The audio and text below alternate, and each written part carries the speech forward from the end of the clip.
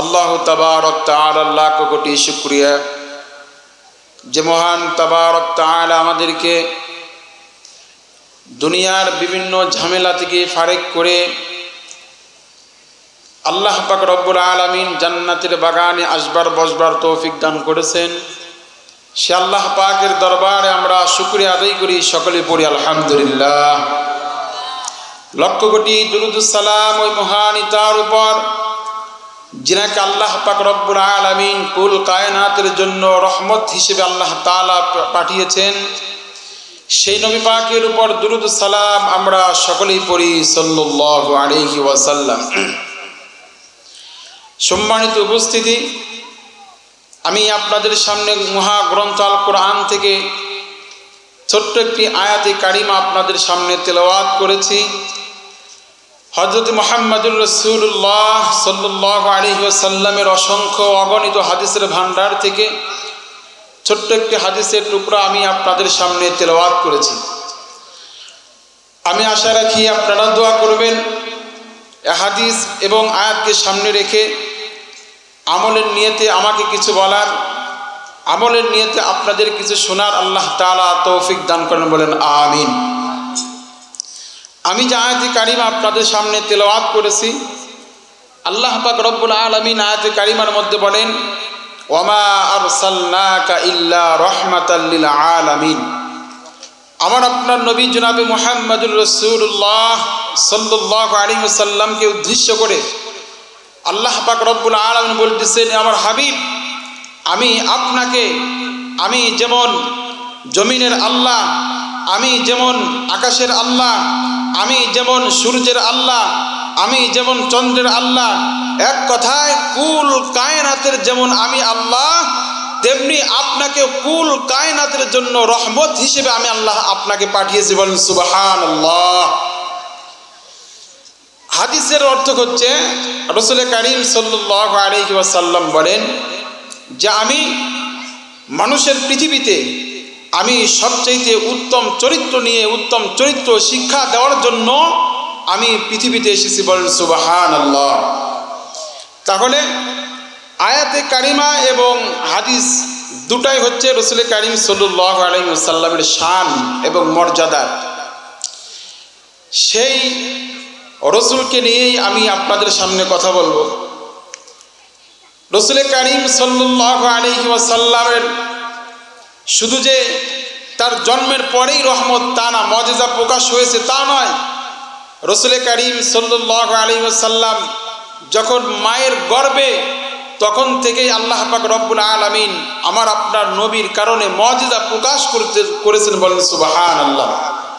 উলামায়ে কেরাম বলেন, হযরত আদম পয়গম্বর থেকে নিয়ে ঈসা পয়গম্বর পর্যন্ত যত নবী রাসূল এসেছেন, এই সমস্ত নবী রাসূলের মুজিজা যদি এক জায়গা করা হয় আর আমার আপনার নবীর মুজিজা যদি এক করা হয়, তাহলে আদম থেকে নিয়ে ঈসা পয়গম্বর পর্যন্ত যত মুজিজা ছিল এর চেয়ে অধিক গুণে বেশি আমার নবীকে আল্লাহ তাআলা একাই মুজিজা দান করেছে, বলেন সুবহানাল্লাহ। সেই রাসূলের উম্মত কিন্তু আমরা, দেখেন আমাদের রাসূলের দাম কত, মূল্য কত। যেই নবীর উম্মত হওয়ার জন্য আমরা সকলেই জানি, যেই নবীর উম্মত হওয়ার জন্য আল্লাহর দরবারে নবীরা পর্যন্ত দরখাস্ত করেছেন, আল্লাহ পাক রব্বুল আলামিন আমরা সকলেই জানি হযরত ঈসা পয়গম্বরের দোয়া আল্লাহ তাআলা কবুল করেছেন, বলেন সুবহানাল্লাহ। সেই নবীর জন্মের আগে কি প্রকাশ হয়েছে সেখান থেকে আমি আরো পূর্ব থেকে আলোচনা নিয়ে আসবো ইনশাআল্লাহ।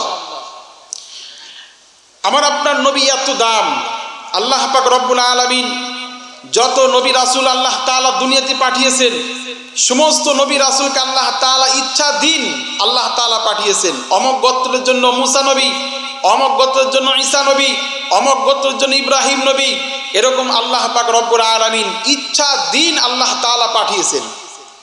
কিন্তু আমার আপনার নবীকে আল্লাহ তাআলা দুনিয়াতে পাঠাবেন সত্য, এমন একজন পয়গম্বরের দোয়ার দরখাস্ত নিয়ে আমার আপনার নবীকে আল্লাহ তাআলা জমিনে পাঠিয়েছেন, তিনি হচ্ছেন হযরত ইব্রাহিম আলাইহিস সালাতু ওয়াস সালাম, বলেন সুবহানাল্লাহ।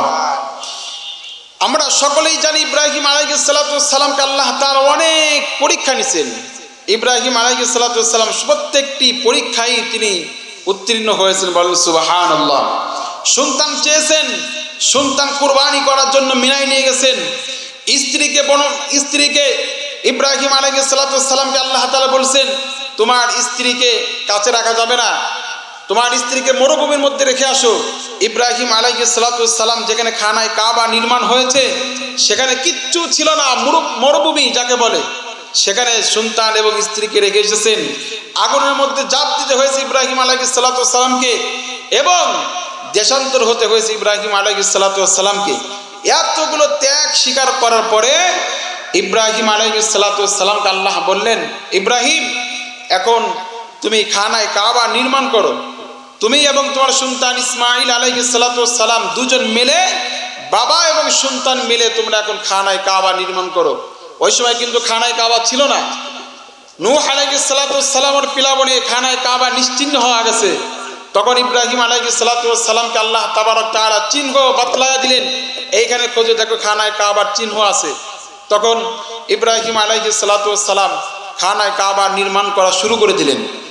নির্মাণ কাজ যখন শেষ পর্যায়ে, মানুষ ইতিমধ্যে খানায় কাবার আশেপাশে অনেক মানুষের একটা বসবাস শুরু হয়ে গেছে। যাই হোক, যখন খানায় কাবার কাজ শেষ, এখন খানায় কাবা আবাদ করার জন্য মুতাল্লি লাগবে না, বলেন তো মুতাল্লি লাগবে না, শিক্ষক লাগবে। ইব্রাহিম আলাইহিস সালাতু ওয়াস সালাম আল্লাহ তাআলার কাছে এবং ইসমাইল আলাইহিস সালাতু ওয়াস সালাম বাপ বেটা দুজন মিলে আল্লাহ তাআলার কাছে দোয়া করলেন। কি দোয়া করলেন? আল্লাহ পাক রব্বুল আলামিন কালামে হাকিমের মধ্যে বলেছেন, وَإِذْ يَرْفَعُ إِبْرَاهِيمُ الْقَوَاعِدَ مِنَ الْبَيْتِ وَإِسْمَاعِيلُ। মুসলমান ভাইরা আমার, হযরত ইব্রাহিম আলাইহিস সালাতু ওয়াস সালাম এবং পরবর্তী নবী ইসমাইল আলাইহিস সালাতু ওয়াস সালাম বাপ বেটা দুজন মিলে আল্লাহ তাআলার কাছে যে দোয়াটি করেছেন, আল্লাহ তাআলা আমার হাবিবকে জানায় দিয়েছেন, ওয়াইদ ইয়ারফাউ ইব্রাহিমুল কওয়াইদা মিনাল বাইতি ওয়া ইসমাঈল।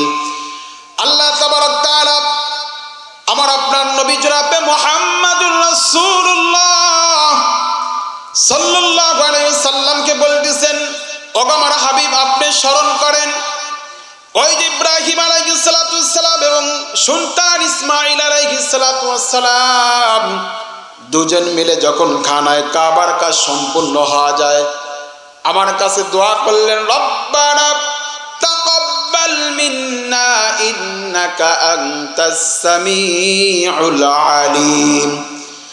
দুজনে মিলে আল্লাহ তাআলার কাছে দোয়া করলেন, আল্লাহ আমি এবং আমার সন্তান মিলে যে মেহনতি করলাম, মেহনতি করে খানায় কাবা নির্মাণ করলাম, আমাদের এই মেহনতটিকে আপনি কবুল করে নেন, বলেন সুবহানাল্লাহ। পরবর্তীতে বলতেছেন, ও আল্লাহ, আমার বংশ থেকে এমন একটি গোত্র বের করে দেন যারা আপনার আনুগত্য প্রকাশ করবে, আপনার ইবাদত বন্দেগী করবে, এমন একটি গোত্র আমার এই সন্তানের বংশ থেকে আপনি বের করে দেন। এই নিচের আয়াতের ইব্রাহিম আলাইহিস সালাতু ওয়াস সালাম দোয়া করতেছেন, রব্বানা ওয়াবআস ফীহিম রাসূলাম মিনহুম ইয়াতলু আলাইহিম আয়াতিকা ওয়া ইউআল্লিমুহুমুল কিতাবা ওয়াল হিকমাতা ওয়া ইউযাক্কিহিম ওয়া ইউআল্লিমুহুমুল কিতাব। আল্লাহ তাআলার কাছে বলবো, আল্লাহ খানায় কাবা নির্মাণ করার জন্য আপনি অর্ডার করেছেন, বাবা এবং সন্তান মিলে খানায় কাবা নির্মাণ করেছি, কিন্তু এই খানায় কাবা আবাদ করার জন্য একজন শিক্ষকের দরকার, মুতাআল্লি দরকার, একজন রাসূলের দরকার। এ মুসলমান, আল্লাহ পাক রব্বুল আলামিন আদম পয়গম্বর থেকে নিয়ে ঈসা পয়গম্বর পর্যন্ত যত নবী আল্লাহ তাআলা পাঠিয়েছেন, কোন কালেমার মধ্যে নবীদেরকে আল্লাহ তাআলা রাসূল বলেন নাই, বলেছেন লা ইলাহা ইল্লাল্লাহ মূসা কালিমুল্লাহ, লা ইলাহা ইল্লাল্লাহ ঈসা রূহুল্লাহ। এরকম ভাবে লা ইলাহা ইল্লার পরে নবীদের নাম উল্লেখ করেছেন, রাসূল বলেন নাই। কিন্তু শুধুমাত্র কেবলমাত্র আমার আপনার নবী জনাবে মুহাম্মদুর রাসূলুল্লাহ সাল্লাল্লাহু আলাইহি ওয়াসাল্লামের ব্যাপারে আল্লাহ তাআলা বলেছেন লা ইলাহা ইল্লাল্লাহু মুহাম্মাদুর রাসূলুল্লাহ সাল্লাল্লাহু আলাইহি ওয়াসাল্লাম। হে মুসলমান ভাইরা, সেই কথাই ইব্রাহিম পয়গম্বর বলেছেন রব্বানা ওয়াবাস ফীহিম রাসূলাম মিনহুম, ও আল্লাহ খানায়ে কাবা নির্মাণ করেছি, কিন্তু এখন খানায়ে কাবা আবাদ করার জন্য আপনার রাসূলকে চাই। ইব্রাহিম আলাইহিস সালাতু ওয়াস সালাম যখন রাসূলকে চেয়ে ফেললেন, আল্লাহ তাআলা বলতেছেন ও আমার খলিল, তুমি কোন রাসূলকে চাও? ইব্রাহিম আলাইহিস সালাতু ওয়াস সালাম বলতেছেন ও আল্লাহ, ওই যে আপনার আরশে আযীমের সাথে আপনি লিখে রেখেছেন লা ইলাহা ইল্লাল্লাহু মুহাম্মাদুর রাসূলুল্লাহ, এবং আপনি প্রত্যেক জান্নাতের প্রত্যেক কক্ষে কক্ষে দরজায় দরজায় যার নাম আপনি লিখে রেখেছেন সেই রাসূল মুহাম্মদুর রাসূলুল্লাহ সাল্লাল্লাহু আলাইহি সাল্লামকে চাই।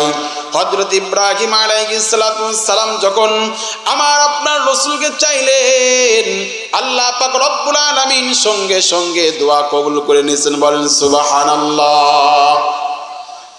রসুল শুধু আমার আপনার রসুল, আল্লাহ পাক রব্বুল আলামিন আমার আপনার নবীকেই রসুল উপাধি দিয়েছেন কালেমার সাথে, অন্য কোন নবীকে আল্লাহ তাআলা এই উপাধি দেন নাই। সেই নবীর উম্মত আমরা। এখন আসি ইব্রাহিম আলাইহিস সালাতু ওয়াস সালামের দুটো সন্তান, হযরত ইসমাঈল আলাইহিস সালাতু ওয়াস সালাম বড় সন্তান, এবং হযরত সারা আলাইহিস সালাতু ওয়াস সালামের গর্ভে সন্তান ছিলেন যার নাম হচ্ছে হযরত ইসহাক আলাইহিস সালাতু ওয়াস সালাম। এই ইসহাক আলাইহিস সালাতু ওয়াস সালামের বংশ থেকে আল্লাহ পাক রব্বুল আলামিন লক্ষাধিক নবী রাসূল নবী আল্লাহ তাআলা পাঠিয়েছেন ইসহাক আলাইহিস সালাতু ওয়াস সালামের বংশ থেকে।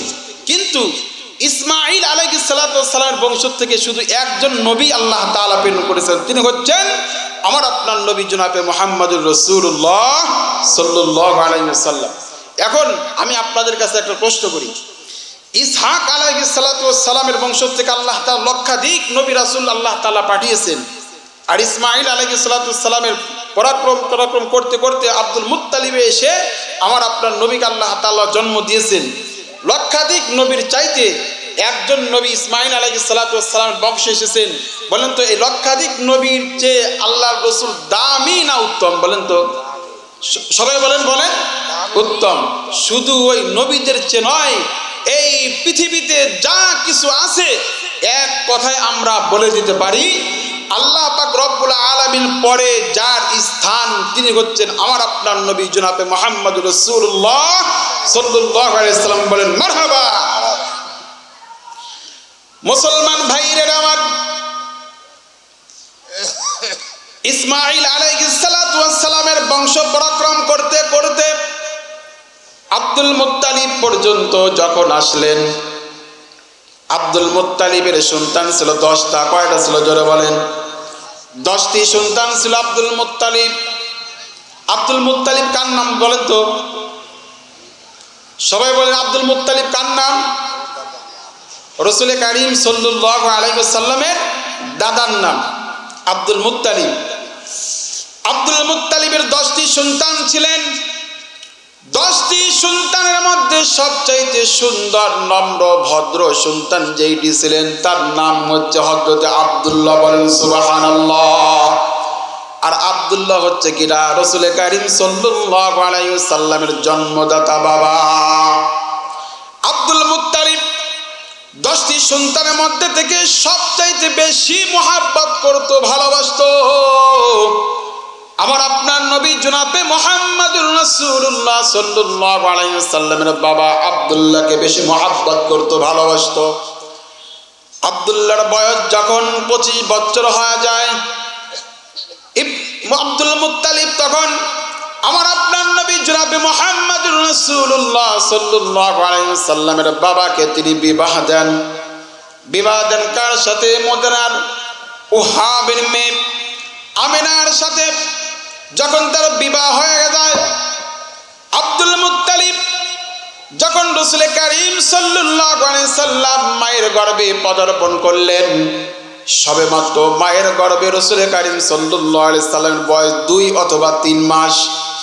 এমন অবস্থায় আব্দুল মুত্তালিব রাসূল করিম সাল্লাল্লাহু আলাইহি সাল্লামের বাবাকে বললেন, আব্দুল্লাহ, ব্যবসার জন্য তোমাকে মদিনায় যেতে হবে বা শামে যেতে হবে। রাসূল করিম সাল্লাল্লাহু আলাইহি সাল্লামের বাবা তখন ব্যবসার জন্য তিনি মদিনায় চলে গেলেন। যাওয়ার পরে সেখানে তিনি 1 মাস অবস্থান করলেন। 1 মাস অবস্থান করার পরে তিনি অসুস্থ হয়ে পড়েন। তখন রাসূল করিম সাল্লাল্লাহু আলাইহি সাল্লামের বাবা অসুস্থ, বেরতে বেরতে এমন পর্যায় হয়ে যায় রাসূল করিম সাল্লাল্লাহু আলাইহি সাল্লামের বাবা ওই মদিনাতে ইন্তেকাল করেন। আব্দুল মুত্তালিবের কান পর্যন্ত যখন আসতো তার সন্তান ইন্তেকাল করেছে, তিনি অনেক দুঃখ প্রকাশ করলেন। তার কারণ 10টি সন্তানের মধ্যে সবচেয়ে সুন্দর, সবচেয়ে মহব্বত করতো আব্দুল মুত্তালিব আব্দুল্লাহকে। তার কলিজার টুকরা সন্তান মারা গেছেন, এই জন্য তিনি অনেক শোক প্রকাশ করতেছেন। সন্তানকে মদিনায় যা দাফন করলেন। এরপর রাসূল করিম সাল্লাল্লাহু আলাইহি সাল্লামের মার সমস্ত দায়িত্ব আব্দুল মুত্তালিব কাঁধে নিয়ে নিলেন। এমন পর্যায়ে রাসূল করিম সাল্লাল্লাহু আলাইহি সাল্লামের বয়স মায়ের গর্ভে 3 মাস 4 মাস হয়ে যায়। কিন্তু রে মুমিন, মক্কার মধ্যে একটা নিয়ম ছিল, যার স্বামী মারা যাবে সে কোনোদিন সুঘ্রাণ ব্যবহার করতে পারবে না, আতর ব্যবহার করতে পারবে না। এটা করা একটা নিয়ম ছিল। আর মক্কার লিডার ছিলেন আব্দুল মুত্তালিব, রাসূল করিম সাল্লাল্লাহু আলাইহি সাল্লামের দাদা স্বয়ং নিজে। তিনি নিয়ম করেছেন, সন্তান মারা গেলে, স্বামী মারা গেলে স্ত্রী কোনোদিন সুঘ্রাণ ব্যবহার করতে পারবে না। কিন্তু রাসূল করিম সাল্লাল্লাহু আলাইহি সাল্লাম যখন মায়ের গর্ভে, তখন হযরত আমিনা যেইখানে যায় ওই জায়গা জুড়ে শুধু সুঘ্রাণ বের হয়। বলেন সুবহানাল্লাহ। গোসলখানে গোসল করতে যাচ্ছে, সেখানে সুঘ্রাণে ভরপুর। ঘরের মধ্যে আছেন, পুরোটা ঘরে সুঘ্রাণ সুঘ্রাণ। এবং যখন তিনি বাহিরে বাড়িতে যান, তখন তার শরীরে কেমন যেন সুঘ্রাণ বের হয়। ওই সুঘ্রাণ কোনো মক্কা মদিনার কোনো সুঘ্রাণের সাথে কোনো মিল নাই। তখন মক্কার মধ্যে একটা ছড়িয়ে পড়ল। আব্দুল মুত্তালিব তো নিজেই অর্ডার করেছেন, যার স্বামী মারা যাবে সে কোনোদিন সুঘ্রাণ ব্যবহার করতে পারবে না। কিন্তু তার বৌমা আব্দুল্লাহর স্ত্রী, তার বৌমা কি যেন আতর ব্যবহার করে। তিনি তো নিজের বৌমাকে ঠিক রাখতে পারে না, তাহলে মানুষকে কিভাবে ঠিক রাখতে পারবে? আব্দুল মুত্তালিবের কান পর্যন্ত পৌঁছে যায় এই কথাটি। আব্দুল মুত্তালিব পরীক্ষা করার জন্য আমার আপনার নবী জনাবে মুহাম্মদুর রাসূলুল্লাহ সাল্লাল্লাহু আলাইহি ওয়াসাল্লামের মায়ের কাছে গেলেন।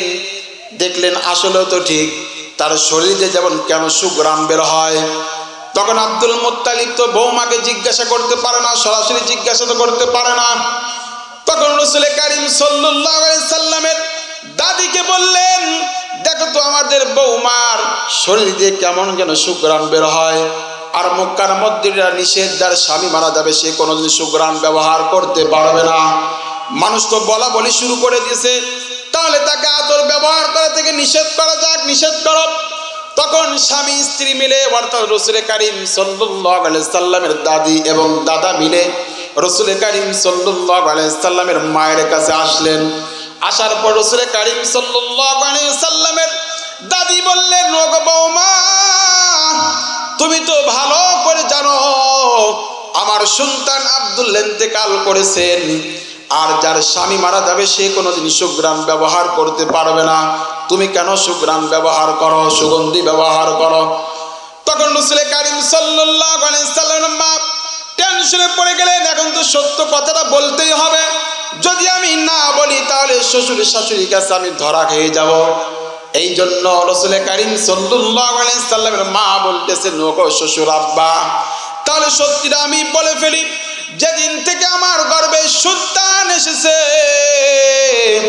সেদিন থেকে শুধু আমার শরীর দিয়েই সুঘ্রাণ বের হয় তা নয়, আমি যখন রাত্রেবেলা বাহিরে যাই এবং রাত্রেবেলা যখন আমি ঘুমাই, আমাকে স্বপ্নে যোগে আমার কাছে আসিয়া আসে, আমার কাছে মারিয়াম আমার কাছে উপস্থিত হয়।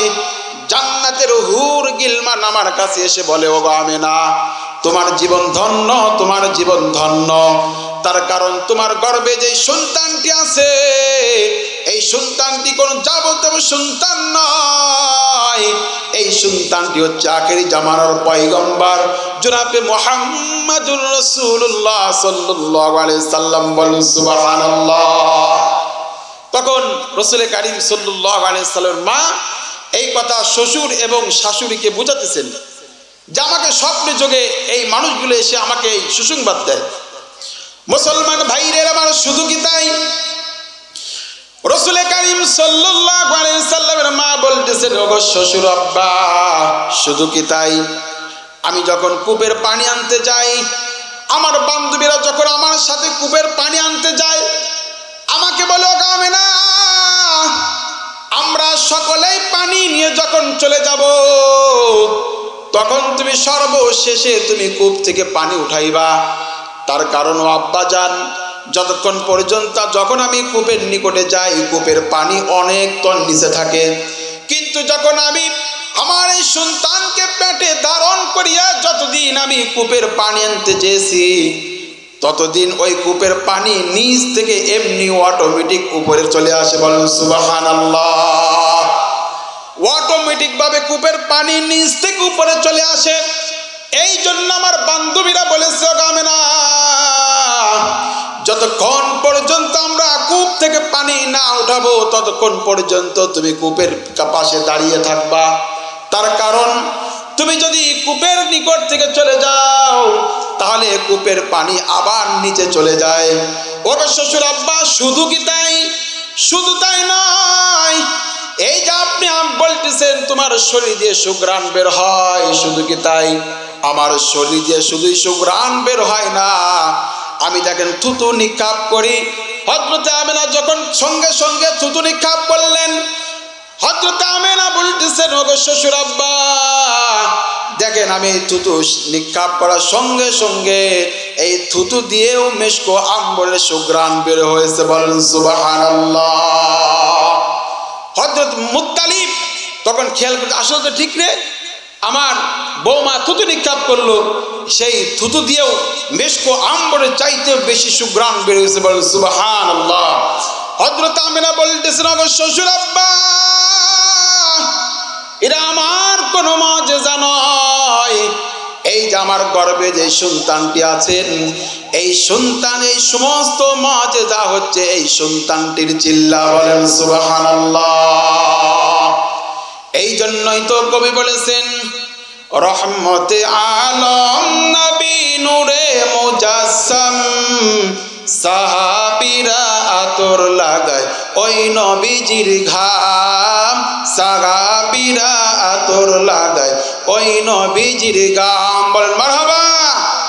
শোনো মানো জানো তুমি আমার নবীজি, যাহার পাগল চন্দ্র সূর্য তারকারাজি। বলেন মারহাবা। শোনো মানো জানো তুমি আমার নবীজি, যাহার পাগল চন্দ্র সূর্য তারকারাজি।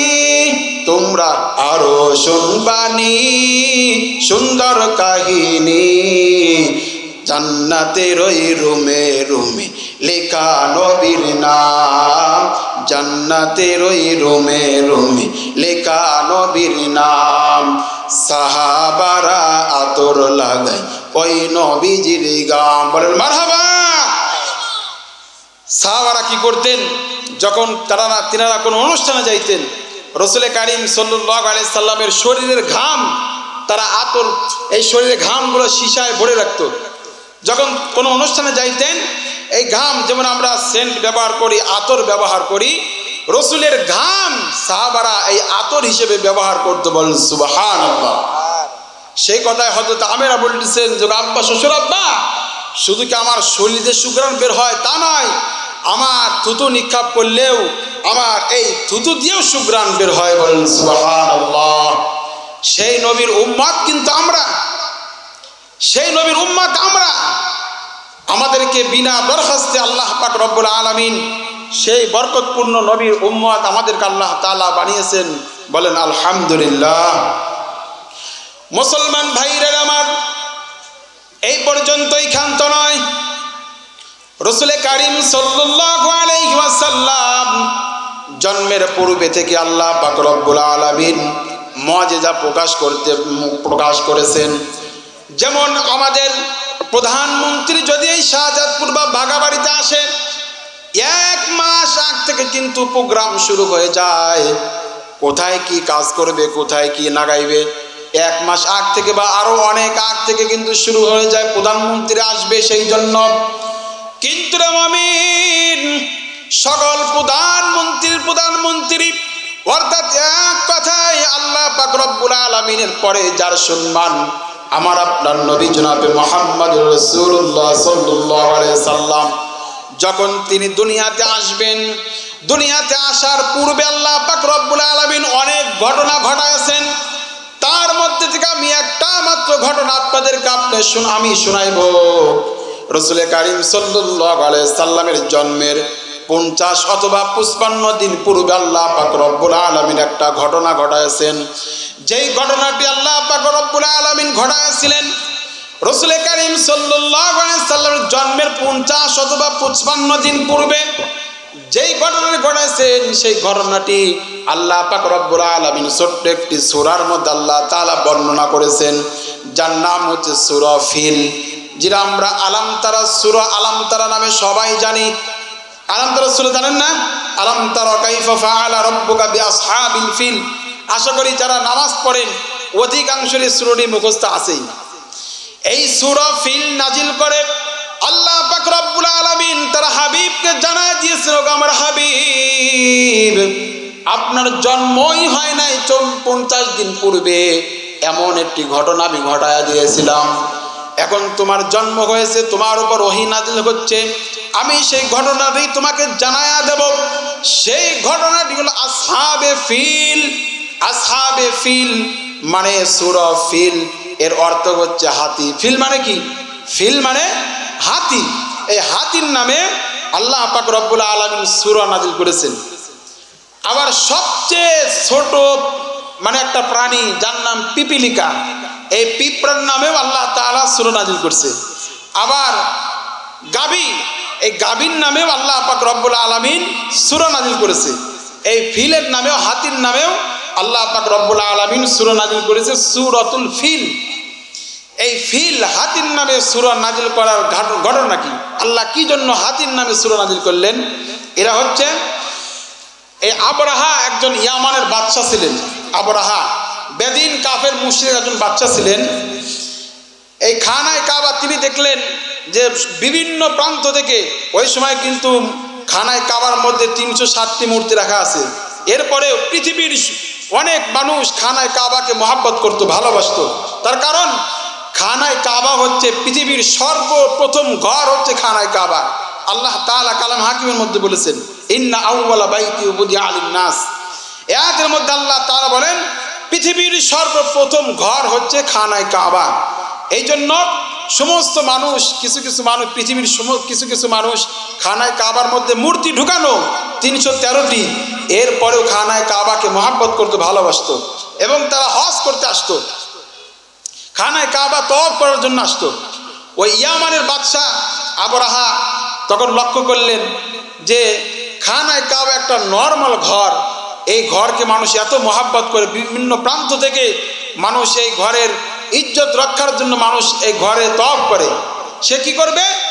তার রাষ্ট্র ইয়ামানে তিনি একটা গির্জা বানাইলেন, বিশাল বড় একটা সুন্দর করে গির্জা বানালেন, যেন মানুষ এই নর্মাল খানায় কাবার মহব্বত ছেড়ে এই আমার ইয়ামানে এই সুন্দর গির্জায় তারা ইবাদত বন্দেগী করার জন্য আসে। বলেন তো, যাদের মহব্বত খানায় কাবার সাথে যাদের মহব্বত আছে, তাদের কি খানায় কাবার মহব্বত থেকে সরানো যাবে? সবাই কথা বলেন, সরানো যাবে? সরানো যাবে না।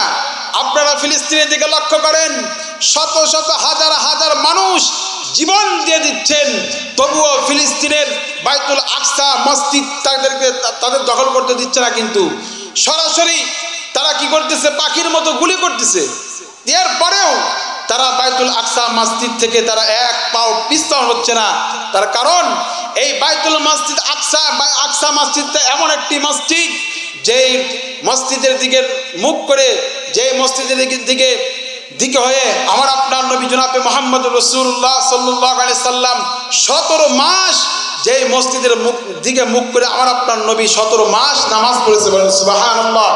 শুধু কি তাই, মিরাজের রাতে যখন আল্লাহ পাক রব্বুল আলামিন তার হাবিবকে এই দুনিয়া থেকে তার সাথে সাক্ষাৎ করার জন্য 7 আসমান উপরে আরশে আজিমে নিয়ে যাবেন, সেদিন কিন্তু রাসূল কারীম সাল্লাল্লাহু আলাইহি সাল্লামকে এই মসজিদে হারাম থেকে নিয়ে মসজিদে আকসা সর্বপ্রথম রাসূলকে মসজিদে আকসায় নিয়ে গেছেন। তার কারণ সেখানে সেই মসজিদে আকসায় আল্লাহ পাক রব্বুল আলামিন আদম পয়গম্বর থেকে নিয়ে ঈসা পয়গম্বর পর্যন্ত যত নবী রাসূল আল্লাহ তাআলা পাঠিয়েছিলেন, সমস্ত নবী রাসূলকে সেই মসজিদে আকসায় এক জায়গা করেছেন। এক জায়গা করার পরে আমার আপনার নবী জনাবে মুহাম্মদুর রাসূলুল্লাহ সাল্লাল্লাহু আলাইহি সাল্লামকে সমস্ত নবীর ইমাম আল্লাহ তাআলা বানিয়ে দিয়েছে, বলেন সুবহানাল্লাহ। সেই মসজিদ হচ্ছে বাইতুল আকসা। এখন মানুষ মুসলমানরা জীবন দিয়ে দিচ্ছে, তারপরেও বাইতুল আকসা মসজিদ কিন্তু ছাড়তেছে না। ওই সময়ও খানায় কাবা যদিও 360টি মূর্তি রাখা ছিল, এরপরেও যাদের অন্তরে খানায় কাবার মহব্বত ছিল, ভালোবাসা ছিলেন, তারাও প্রস্তুত হয়ে গেলেন যে আবরাহা ইয়ামান থেকে খানায় কাবা ধ্বংস করার জন্য আসবে, এরা সহ্য করা যাবে না, তারা প্রস্তুত হয়ে গেলেন। মুসলমান ভাইরা আমার, এই সংবাদটি যখন মক্কার মধ্যে ছড়ে পড়ল, আবরাহা ইয়ামান থেকে সৈন্যবাহিনী নিয়ে আসতেছেন এবং এই সৈন্যবাহিনীর মধ্যে 9টি অথবা 13টি বিশাল বড় বড় হাতি ছিলেন। এই জন্যই হাতির নামে আল্লাহ তাআলা সূরা নাজিল করেছেন, সূরাতুল ফিল। যাই হোক, যখন মক্কার মানুষ জানতে পারলেন খানায় কাবা ধ্বংস করার জন্য ইয়ামান থেকে আবরাহা 70,000 বাহিনী নিয়ে আসতেছেন, তখন তারা কি করলেন, কিছু কিছু যুবক একত্রিত হয়ে গেলেন। একত্রিত হওয়ার পরে বললেন, এই রাত্রের মধ্যেই আমরা কি করব, ইয়ামানের সেই গির্জায় চলে যাব, আবরাহার গির্জায় চলে যাব। যাওয়ার পরে সেখানে আমরা মল ত্যাগ করব, অর্থাৎ পায়খানা করব। যুবকরা যখন একত্রিত হয়ে গেল, কিছু যুবক ইয়ামানের দিকে রওনা করে দিলেন। রওনা করার জন্য রাত্রেবেলা যখন ইয়ামানে পৌঁছলেন, পৌঁছার পরে সেই গির্জায় যখন প্রবেশ করলেন, গির্জায় প্রবেশ করার পরে সমস্ত যুবক কি করল, তারা সেই গির্জার মধ্যে পায়খানা করলো, মল ত্যাগ করলো। মল ত্যাগ করার সঙ্গে সঙ্গে তারা আবার মক্কার দিকে রওনা হলো, মক্কায় চলে আসলো। সকালবেলা যখন আবরাহা বাদশাহ গির্জার মধ্যে যাবে, ইবাদত বন্দেগী করবে তাদের পন্থায়, যখন তিনি গির্জার দরজা খুলেছেন, সঙ্গে সঙ্গে যখন প্রবেশ করবেন, এমন অবস্থায় গির্জার মধ্যে থেকে এমন দুর্গন্ধ, সঙ্গে সঙ্গে তিনি দরজা আটকে দিয়ে আবার বেঁকে চলে আসলেন। দুর্গন্ধ, পায়খানার গন্ধ কেউ ঢুকতে পারবে? সঙ্গে সঙ্গে আবার দরজা আটকে দিচ্ছেন। আটকা দেওয়ার পরে তিনি তো অনেক রাগান্বিত হয়ে গেলেন। এই কাজ কে করতে পারে তাকে ধরতে হবে এবং উপযোগী শাস্তি তাকে দেওয়া হবে, এই বলে তিনি এলান করে দিলেন তার রাজ্যের মধ্যে, ইয়ামান রাজ্যের মধ্যে এলান করে দিলেন। তখন মানুষজন বলতে লাগলো, তুমি যে খানায় কাবা ধ্বংস করার জন্য এটা নির্মাণ করেছ, এই খানায় কাবার মহাব্বত যাদের অন্তর আছেন তারা এই কাজটি করেছেন, মক্কার কিছু যুবক এই কাজ করতে পারে। তখন এই আবরাহা 70,000 বাহিনী নিয়ে 9টা অথবা 13টা হাতির বাহিনী, তিনি কাফেলা মক্কার দিকে রওনা করলেন, খানায় কাবা ধ্বংস করে দিবে। এবং মক্কার প্রান্তে এসে তিনি অবস্থান করলেন। অবস্থান করার পরে তিনি কি করলেন, ওই সময়ের খানায় কাবার মুতাল্লি ছিলেন আমার আপনার নবী জনাবে মুহাম্মদুর রাসূলুল্লাহ সাল্লাল্লাহু আলাইহি সাল্লামের দাদা আব্দুল মুত্তালিব। ইয়ামানের বাদশাহ তখন একজন দূত পাঠিয়ে দিলেন, যাও দেখো খানায় কাবার মুতাল্লিকে তার সাথে কথা বলে আসো, আমরা খানায় কাবা ধ্বংস করে দেব, আমরা কোনো যুদ্ধ করব না। যদি খানায় কাবা ধ্বংস করা যদি আমাদেরকে বাধা দেয়, তাহলে আমি তাদের সাথে যুদ্ধ করব। দূত যখন এসে আব্দুল মুত্তালিবের সাথে কথা বলতেছেন, আব্দুল মুত্তালিব বললেন, আচ্ছা তোমার ঠিক আছে, তুমি খানায় কাবা ধ্বংস করে দাও, ঠিক আছে, কিন্তু তার আগে আমাকে তোমার বাচ্চার সাথে পরিচয় করে দাও, বাচ্চার সাথে পরিচয় করে দাও। তখন সেই দূত রাসূল কারীম সাল্লাল্লাহু আলাইহি সাল্লামকে দাদাকে নিয়ে আবরাহার নিকটে চলে গেলেন। আব্দুল মুত্তালিবের এত সুন্দর চেহারা ছিল, এ মুমিন, যেই গোত্রের মধ্যে যার ওরসে আমার আপনার নবীকে আল্লাহ তাআলা পাঠিয়েবেন, তার চেহারা কি খারাপ হতে পারে? যারা বলেন খারাপ হতে পারে? মুসলমান ভাইরা আমার, আব্দুল মুত্তালিবের শান শওকত দেখে, চেহারা দেখে আবরাহা এইরকম সিটে বসা ছিলেন, তার সিট ছেড়ে দিয়ে তিনি নরমাল জায়গায় যা আব্দুল মুত্তালিবের সাথে বসে পড়লেন। বসার পরে কথোপকথন হচ্ছে, কথাবার্তা চলছে। এক পর্যায়ে আবরাহা জিজ্ঞাসা করল, ওগো আব্দুল মুত্তালিব, তোমার কিছু মানুষ আমাদের গির্জায় যায় নাপাকি করে এসেছেন, আমরা সেই রাগে আমরা কি করব? খানায় কাবা ধ্বংস করে দেব। আব্দুল মুত্তালিব বলতেছে, তুমি খানায় কাবা ধ্বংস করে দাও, তুমি যা পারো তাই করো, কিন্তু তোমার লোকজন আমার 200 উট অথবা 200 বকরি তারা ধরেছে, আমি সেই বকরি নেওয়ার জন্য এসেছি। তখন যখন রাসূল কারীম সাল্লাল্লাহু আলাইহি সাল্লামের দাদা এই কথা বললেন, আবরাহা বলতেছে, কি পাগলের পাগল রে, যেই ঘরকে এত মহাব্বত করে সেই ঘর ধ্বংস করার জন্য আমরা আসলাম, সে তা নিয়ে মাথা ব্যথা না, তার 200 উট নিছি, বকরি নিছি, ওইগুলো নেওয়ার জন্য আসছে, কি বোকার বোকা। এই কথা যখন আব্দুল মুত্তালিবকে বলা হলো, আব্দুল মুত্তালিব জবাব দিচ্ছে, ওগো আবরাহা, তোমার লোকজন 200 উট ধরেছে, ওই উটের মালিক হচ্ছে আমি, এই জন্য আমি উট নেওয়ার জন্য এসেছি। আর যে তুমি খানায় কাবা ধ্বংস করার জন্য এসেছো, ওই খানায় কাবার ঘরের মালিক কিন্তু আমি নয়, ওই খানায় কাবার ঘরের মালিক হচ্ছে স্বয়ং আল্লাহ। বলেন সুবহানাল্লাহ। এই খানায় কাবার ধ্বংস করবা তুমি, আমার 200 উট আমি নিয়ে যাব, খানায় কাবার যেই মালিক ওই আল্লাহ খানায় কাবা হিফাজত করবেন, আমার কোনো এখানে হাত নাই। এই বলে আব্দুল মুত্তালিব তিনি গোত্রের কাছে চলে আসলেন। আসার পরে প্রত্যেক গোত্রের মানুষদেরকে বললেন, ওগো আমার গোত্রের মানুষ, তোমরা এখন খানায় কাবার পাশ থেকে তোমরা চলে যাও, খানায় কাবা ধ্বংস করার জন্য আসতেছে আবরাহা ইয়ামান থেকে। তার কারণ যখন তিনি খানায় কাবার দিকে একটা ইট নিক্ষেপ করবে, আল্লাহ পাক রব্বুল আলামিন আসমান থেকে সহ্য করতে পারবে না, যে কোনো বাহিনী দিয়ে আল্লাহ পাক রব্বুল আলামিন তার খানায় কাবা ধ্বংস থেকে হেফাজত করবে। আবার তখন আব্দুল মুত্তালিবের কথা শুনে সমস্ত মানুষ পাহাড়ের উপরে চলে গেলেন। যাওয়ার পরে অপেক্ষায় আছেন আল্লাহ পাক রব্বুল আলামিন আসমান থেকে কি ফয়সালা দেয়। কিছুক্ষণের মধ্যে আবরাহা যখন ওইখান থেকে রওনা দিবেন, এমন অবস্থায় তারা হাতিগুলো বসে পড়েছে। সে হাতিগুলোকে অনেক চেষ্টা করে, উঠতে পারে না। তার মধ্যে একটা হাতি ছিলেন যার নাম ছিল মাহমুদ, সবচেয়ে বড় হাতি যার নাম ছিল মাহমুদ। সেই হাতিটি এমন ভাবে তার হাঁটু গেড়ে বসেছে, তাকে লোহা দ্বারা আঘাত করা হয় কিন্তু ওঠে না, তাকে মারতে মারতে জখম করা হয়েছে, কিন্তু হাতি কোনো ক্রমেই ওই জায়গা থেকে ওঠে না। তার কারণ ইহার পূর্বে একজন হাতির কানে বলে দিছে, ওগো হাতি তুই ওই দিকে অগ্রসর হোস না, তার কারণ আবরাহার মতলব খারাপ, সে খানায় কাবা ধ্বংস করার জন্য তোকে ব্যবহার করবে। হাতি দেখেন আল্লাহ তাআলার ঘরকে হিফাজত করার জন্য হাতি ওই ব্যক্তির কথা শুনেছে, হাতি কোনো ক্রমেই ওই জায়গা থেকে ওঠে না। আঘাত করতে করতে তার চামড়া দিয়ে রক্ত বের হয়, কিন্তু হাতি ওঠে না। কিন্তু হাতিকে যদি অন্যদিকে নেওয়া যায়, হাতি দৌড়া চলে যায়, আর অন্যদিকে নিলে হাতি দৌড়া চলে যায়, কিন্তু খানায় কাবার দিকে যাতে হাতি রাজি নয়। ইমানদার মুমিন, কিছুক্ষণ পরেই আব্দুল মুত্তালিব লক্ষ্য করতেছেন আল্লাহ পাক রব্বুল আলামিন কেমন যেন একটি পাখি, ওয়া আরসালা আলাইহিম তায়রান আবাবিল, আল্লাহ পাক রব্বুল আলামিন কিছু ঝাঁকে ঝাঁকে পাখি পাঠিয়ে দিলেন। এমন পাখি, ছোট্ট একটা পাখি, তার মধ্যে আল্লাহ পাক রব্বুল আলামিন সেই পাখির 2 থাপার মধ্যে, পায়ের 2 থাপার মধ্যে আর তাদের ঠোঁটের মধ্যে, এই 2 থাপার মধ্যে 2 পাথর আর মুখের মধ্যে একটা পাথর। কয়টা পাথর হলো? 3টা করে পাথর আল্লাহ তাআলা দিয়ে দিয়েছেন। একটা কথা স্মরণ রেখেন, আল্লাহ পাক রব্বুল আলামিন কোনো বেদিন, কোন জালেমকে যদি আল্লাহ তাবারক তাআলা শাস্তি দিতে চান, আল্লাহর কোনো বড় কোনো বাহিনী পাঠান না। নমরুদকে আল্লাহ পাক রব্বুল আলামিন কি দ্বারা ধ্বংস করেছে? কি দ্বারা? মাত্র একটা মশা, তাও ল্যাংড়া মশা, সেই মশা দিয়ে কিন্তু নমরুদকে আল্লাহ তাআলা ধ্বংস করেছে।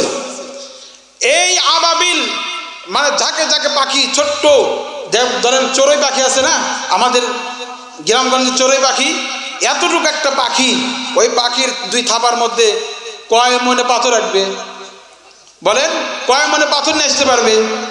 ছোট্ট ছোট্ট পাখি, ছোট্ট ছোট্ট পাথর, 3টা পাথর পায়ের 2 থাপার মধ্যে, তাদের ঠোঁটের মধ্যে একটা পাথর, এই 3টা করে পাথর আল্লাহ তাআলা দিয়ে দিয়েছেন। যা ওই আবরাহা থেকে আমার ঘর ধ্বংস করার জন্য যাচ্ছে, খালি পাথরগুলো তোকে নিক্ষেপ করতে হবে না, খালি এরকম তাদের উপরে যে পাখিগুলো পাওয়াগুলো এগুলো এরকম ছেড়ে দিবা, পাখিগুলো পৌঁছানোর দাগ তো হচ্ছে আমি আল্লাহর। আল্লাহু আকবার।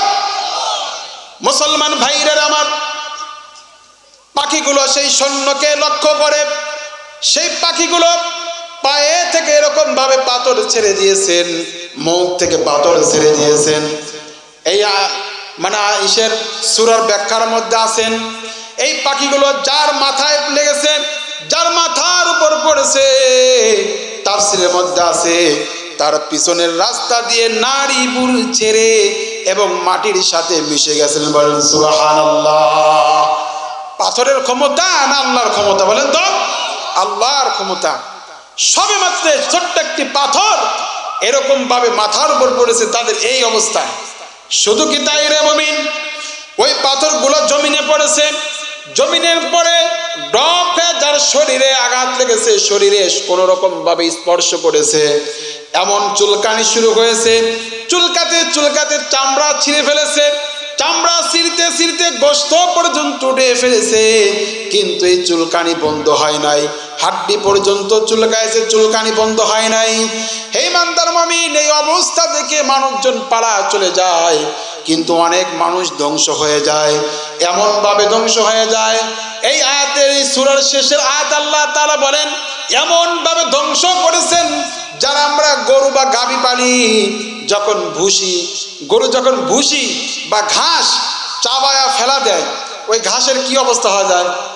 আল্লাহ পাক রব্বুল আলামিন বলেন, ওগো মানুষ, সেই ছোট্ট একটি পাথরের আঘাতে আবরাহার বাহিনী ওই গাভী যে ঘাস খেয়ে যে সুবলাটুকু ফেলা দিল, যেমন অবস্থা হয়েছিল প্রত্যেকটি মানুষের অবস্থায় আল্লাহ পাক রব্বুল আলামিন তাই করে দিয়েছিলেন। বলেন সুবহানাল্লাহ। আবরাহার কি অবস্থা হয়েছিল? আবরাহা কোন ক্রমে তিনি জান বাঁচিয়ে তিনি পালায়া চলে যায়, পালায়া চলে যাও, কিন্তু তিনি রেহাই পায় নাই। এমন ভাবে তাকে আল্লাহ তাআলা শাস্তি দিয়েছেন। কোন সময় তার এক আঙ্গুল পচে খুলে পড়েছে, কোন সময় তার এক হাত পচে খুলে পড়েছে, কোন সময় এক পা পচে খুলে পড়েছে, এমন পর্যায়ে শেষ পর্যায়ে তার আত্মা ফেটে তিনি মারা গেছেন। এই জন্য আল্লাহ পাক রব্বুল আলামিন কোন জালেমকে যদি ধরেন, কোন শক্তিশালী বাহিনীর কোনো দরকার নেই, একটা ল্যাংড়া মশা দ্বারা নমরুদকে আল্লাহ তাআলা খতম করেছেন, আবাবিল পাখি দ্বারা আবরাহার বাহিনীকে আল্লাহ তাআলা খতম করেছেন। বলেন ঠিক কিনা? মুসলমান ভাইরা আমার, এই ঘটনাটি ঘটায় আল্লাহ পাক রব্বুল আলামিন আমার আপনার নবীর মুআজিজা প্রকাশ করেছেন, কিন্তু আল্লাহ পাক রব্বুল আলামিন 50 অথবা 55 দিন পূর্বে, নবীর জন্মের পূর্বে ঘটনাটা ঘটায়া বুঝাইছেন, আমার হাবিবকে আমি দুনিয়াতে পাঠাইতেছি। এই দুনিয়াতে কোনো ফিতনা, দুনিয়াতে কোনো মূর্তি পূজা, দুনিয়াতে কোনো হত্যা, দুনিয়াতে কোনো চুরি, কোনো জুয়ারু বা যত ধরনের খারাপি আছে, এই সমস্ত খতম করার জন্যই আমি আমার হাবিবকে পাঠাচ্ছি, তোমরা সাবধান হয়ে যাও। বলেন সুবহানাল্লাহ। মুসলমান ভাইরা আমার সংক্ষেপে বলতেছি, এরপরে রাসূল কারীম সাল্লাল্লাহু আলাইহি সাল্লামের যখন জন্ম হয়, যেমন রাসূল কারীম সাল্লাল্লাহু আলাইহি সাল্লামের মা নিজে বর্ণনা করেছেন, যেমন অন্য মহিলাদের গর্ভে যখন সন্তান আসে তাদের বমি বমি ভাব হয় এবং তারা ঠিকমতো খাইতে পারে না, ঠিকমতো ঘুমাতে পারে না। রাসূল কারীম সাল্লাল্লাহু আলাইহি সাল্লামের মা বলতেছেন, ওগো মানুষ, তোমরা তোমরা শুনে দেখো, আমার সন্তান যখন আমার গর্ভে আসলেন এরকম কোনো ভাব আমার অন্তরে হয় নাই। বলেন সুবহানাল্লাহ।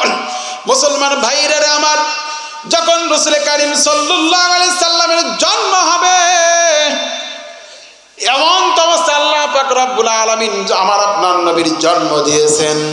রাসূল কারীম সাল্লাল্লাহু আলাইহি সাল্লাম যখন মায়ের গর্ভ থেকে জমিনে পদার্পণ করলেন, সঙ্গে সঙ্গে আল্লাহর রাসূল সাল্লাল্লাহু আলাইহি সাল্লাম মাটিতে সিজদায় পড়ে গেলেন। বলেন সুবহানাল্লাহ।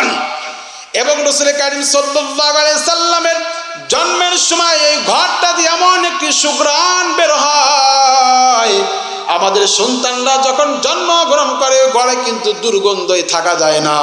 কিন্তু রাসূল কারীম সাল্লাল্লাহু আলাইহি ওয়াসাল্লাম যখন জন্মগ্রহণ করে ঘর দিয়ে এমন একটি সুঘ্রাণ বের হয়, মেশকো আম্বরের চাইতেও বেশি সুঘ্রাণ ঘর দিয়ে বের হয়। বলেন সুবহানাল্লাহ।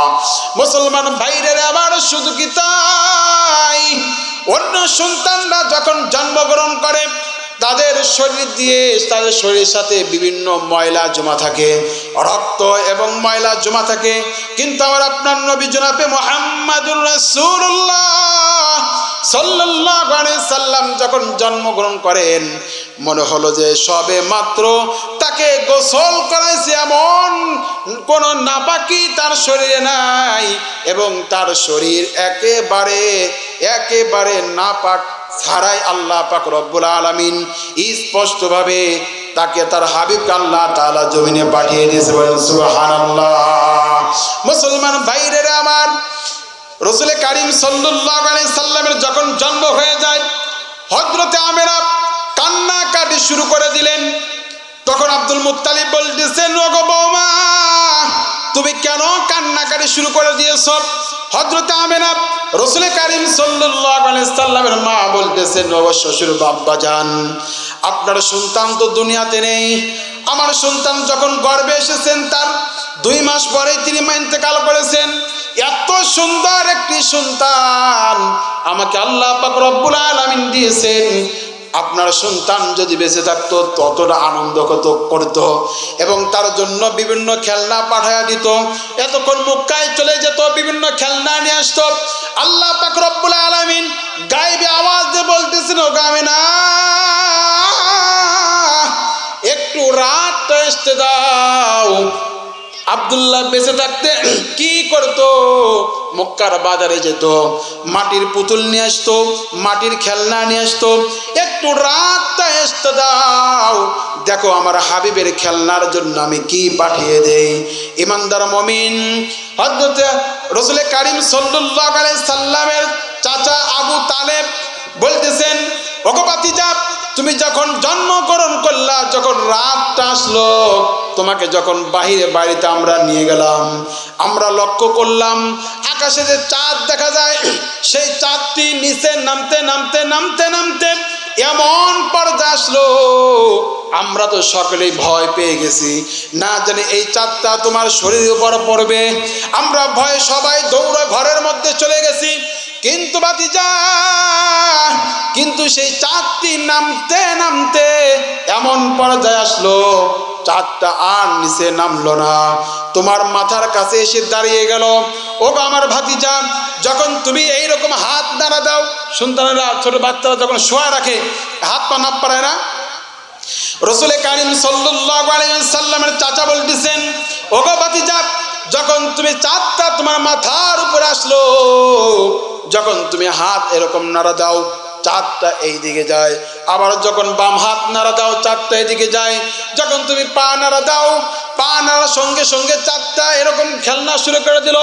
অর্থাৎ তোমার হাত পা যখন তুমি নাড়াতেছিলা, ওই চাঁদটাও তোমার সাথে খেলনা করতেছিল। বলেন সুবহানাল্লাহ।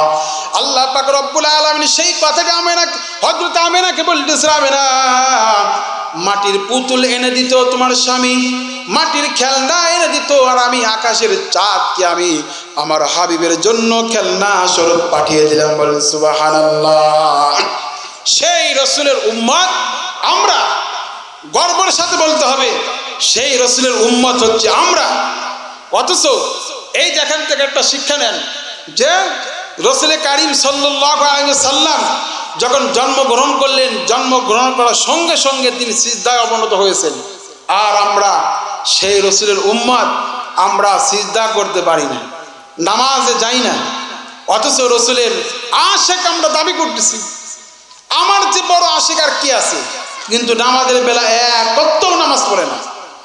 রসুল সর্বপ্রথম ভূমিষ্ঠ হয়াই সিজদা করেছেন। এর দ্বারাই বুঝাতেছেন, হে আমার উম্মতেরা, আমি সর্বপ্রথম জন্ম হয় আমি সিজদা দিছি, নামাজ পড়েছি। আমার উম্মতেরা তোমরাও নামাজ পড়ো, বলেন সুবহানাল্লাহ। এবং রসুলের সর্বশেষ বাক্য কি ছিল বলেন তো? নামাজ, নামাজ। হে আমার উম্মতেরা, তোমরা নামাজ ছেড়ো না, নামাজ ছেড়ো না, নামাজ তোমরা ছেড়ো না, বলেন সুবহানাল্লাহ। সেই নবীর উম্মত হয়ে আমরা আজকে নামাজ পড়ি না, অনেক দুঃখ লাগে। আজান হচ্ছে, নামাজ নেই। লিল্লাহে তাকবীর, লিল্লাহে তাকবীর। দ্বিতীয় বক্তার আগমন, দ্বিতীয় বক্তার আগমন, লিল্লাহে তাকবীর। সম্মানিত উপস্থিতি, আমি যে কথাগুলো বললাম, এই কথাগুলো পুরোটাই ছিল রসুল কারীম সাল্লাল্লাহু আলাইহি সাল্লামের শান। এই জন্য রসুলের মহাব্বত, আল্লাহ রসুল সাল্লাল্লাহু আলাইহি সাল্লাম হাদিসের মধ্যে বলেছেন, লা ইউমিনু আহাদুকুম হাত্তা আকুনা আহাব্বা ইলাইহি, যে যতক্ষণ পর্যন্ত আমার মহাব্বত কোনো ব্যক্তির অন্তরে, তার সন্তান, তার স্ত্রী, তার ধন সম্পদ, এমনকি পৃথিবীতে যা কিছু আছে, এই সমস্ত জিনিসের চাইতে যদি আমার মহাব্বত কোনো ব্যক্তির অন্তরে বেশি না হয়, ওই ব্যক্তি মুমিন নয়। এখন আপনি নিজেকে প্রশ্ন করেন যে আমার সন্তানকে চাইতে কি আমি রসুলকে বেশি মহব্বত করি, না আমার সন্তানকে বেশি মহব্বত করি? পরীক্ষা কিভাবে করবেন? পরীক্ষা করেন এইভাবে যে আমার সন্তানকে যদি আমার সামনে কেউ মার দেয় বা ধমক দেয় বা একটা থাপ্পড় লাগা দেয়, আমি তাকে কি করি? তাকে ওইখান থেকে যাইতে দেবো? আমিও পাল্টা একখান দেব। আমার সন্তানকে গালি দিলে আমিও গালি দেব। কিন্তু পৃথিবীর বিভিন্ন প্রান্ত থেকে, এই বাংলাদেশ মুসলিম কান্ট্রি, এই মুসলিমের বিভিন্ন, এই বাংলাদেশের বিভিন্ন প্রান্ত থেকে রসুলের বিরুদ্ধে কথা কয়, রসুলকে গালি দেয়, আপনি চুপ থাকেন, মুখে তালা দিয়ে চুপ থাকেন, আর বলেন ওরা হুজুরদের, হুজুররা যা করে করুক গা, ওরা হুজুরদের ব্যাপার, হুজুররা যা করে করুক গা। কে আপনার রসুল নাই? আল্লাহ রসুল যে বলছেন নিজের সন্তান, নিজের স্ত্রী, ধন সম্পদ, সমস্ত জিনিসের চাইতে রসুলকে বেশি মহব্বত করতে হবে। তাহলে আপনার সন্তানকে গালি দিলে তাকে পাল্টা গালি দেন, আপনার নবীকে গালি দিলে আপনি কেন তার পাল্টা গালি দেন না? কেন আন্দোলন করেন না? কেন তার বিরুদ্ধে কথা বলেন না? তাহলে এর দ্বারা বোঝা যায় আপনার সন্তানের চাইতে আপনি রসুলকে বেশি মহব্বত করেন না। আল্লাহ পাক রব্বুল আলামিন আমাদের সবাইকে, আমাদের সন্তান, আমাদের জীবনের চাইতে রসুলকে বেশি মহব্বত করার তৌফিক দান করেন। ওয়া আখির দাওয়ানা আলহামদুলিল্লাহি রাব্বিল আলামিন।